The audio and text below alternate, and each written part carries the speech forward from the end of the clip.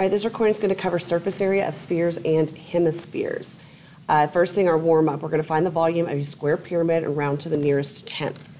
So with our pyramids, remember the volume is going to be area of base times height of the pyramid all over 3. So we're going to go to the side. Let's figure out, all right, big B. Big B, we have a square, so all we're going to do is either 6 times 6, or this is actually probably the first time I've done 6 times 6. Usually I do 6 squared, but that's going to give you 36. When we find the height, the problem is we don't have the height. We need to remember the 9 is the slant height we need for surface area. So what we're going to do is we're going to draw in this height, and we're going to see Pythagorean theorem. So with this triangle drawn to the side, here's our missing height. Our hypotenuse is the slant height of 9, and the base leg right here is not going to be 6. We're cutting, it's going to the center of that square, so it's going to end up being 3. We got to cut that 6 in half. So with our Pythagorean theorem, real quick, speed round of Pythagorean theorem, we have h squared plus 3 squared equals 9 squared. Go ahead and square everything. H squared plus 9 equals 81. Subtract the 9 to get h squared equals 72.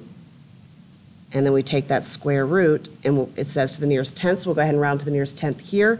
Your height is going to equal approximately 8.5. So now we can go into our formula. Volume equals, we have area of the base, 36, times the height of 8.5, all over 3. Remember, we are dividing by 3.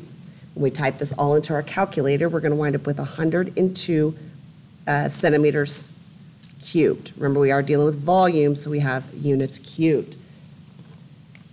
All right, so we have a sphere. We have a bunch of things labeled on this sphere, different parts, the diameter, the radius, tangent, chord. All we're going to be focusing on is that radius, okay, because that's going to be in the formula.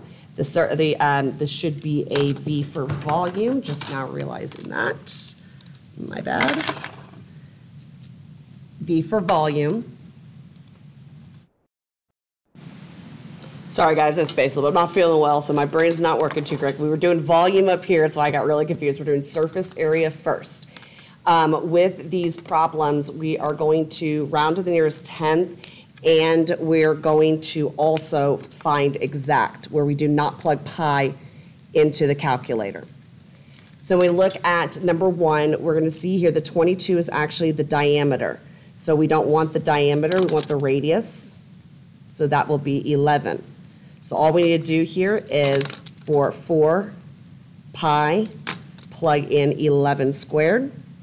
And when we want exact, you'll plug in exactly what you see on the screen. 4 times 11 squared. We're going to get 484, and then we'll throw the pi symbol onto it. If we plug everything into the calculator, including the pi, rounded to the nearest tenth, we'll get 1,520.5 feet squared. All right, I encourage you to do the next one on your own. It's pretty easy. The spheres and hemispheres are the absolute easiest, as long as you have that formula. On number 2, our radius is 6. So we plug in 4 pi, 6 squared. And again, plugging in exact 4 times the 6 squared, we're going to wind up with 144 pi. Plugging everything in, round to the nearest tenth will be 452.4 centimeters squared. We are on area, surface area, as I forgot earlier. All right, let's take a look at the hemisphere. The only difference with the hemisphere, other than it's half of a sphere, is we're going to have 3 pi r, because we have half of the sphere, which would be a 2 pi r, but then we have to include this circle base right here. So following exactly what we did, these first 2 problems go very quickly. All right, with number 1, we're given the radius flat out of 2.8. So using 3 pi r, 3 pi times 2.8 squared, exact. Go ahead and plug in your pause, plug in your calculator. 3 times 2.8 squared. You need to practice doing exact on your own. This winds up being 23.52 pi We plug everything into the calculator, round to the nearest tenth, 73.9 centimeters squared. So this one doing exact, the whole point of exact is so you don't have this repeating decimal, and this one kind of has this decimal, and sometimes you wind up with that decimal. We just want to make sure we write the entire decimal down. All right, number 2, diameter is 20. Okay, they threw a diameter at it. We don't want diameter. We want our radius of 10. So again, I encourage you, pause it, do it on your own. This is easy here.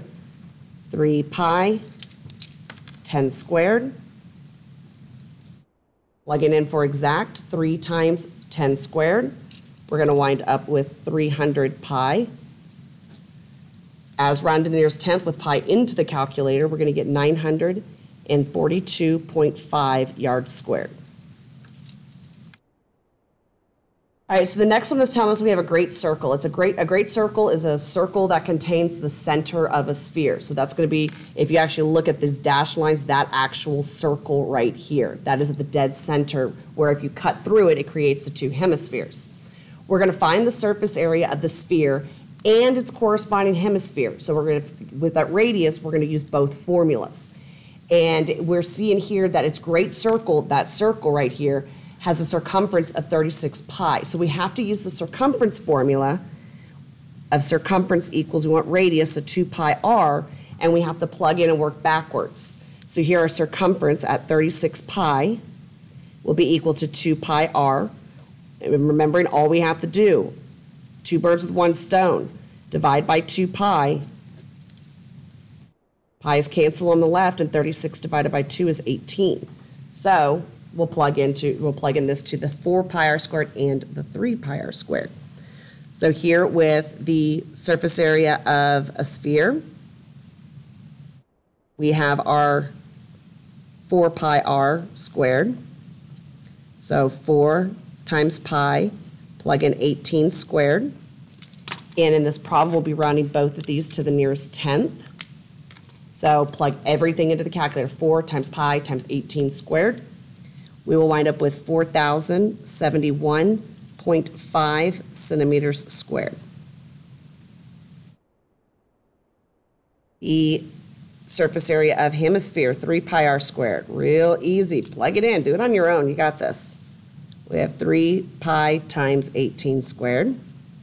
Plug everything in, including pi. We get 3,053.6 centimeters squared. If you're finding sphere and hemisphere, and your hemisphere winds up a bigger number, you know you need to go back and check. But again, these formulas, like this is a very quick under 10-minute video. Hopefully that made sense. Just plug in for the radius and make sure you're using the correct formula.